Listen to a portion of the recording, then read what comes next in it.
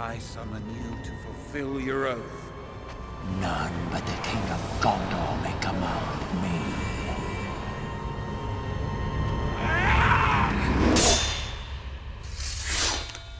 That line was broken.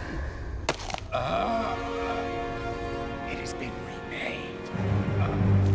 One of the most memorable scenes from Lord of the Rings: Return of the King was when Aragorn went down to get the help of the King of the Dead and to have his army of the dead come and help him in their final battle.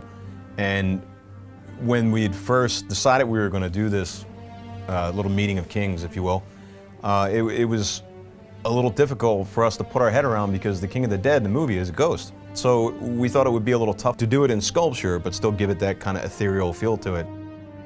So they put the design together and the sculpture came back and we were just like, yeah, it works great. The King of the Dead really has this great feeling like he's not really touching the ground, or maybe he's just sweeping across the floor. And it really turned out wonderful.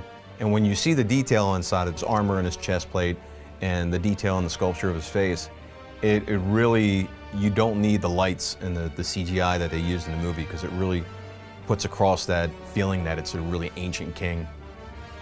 I love the sculpture of the King of the Dead's costume. I mean, it's, when you sit here, you can sit here and look at it for hours. I can see actual fabric patterns in the cape here, the chainmail in the front, just the tattering along here.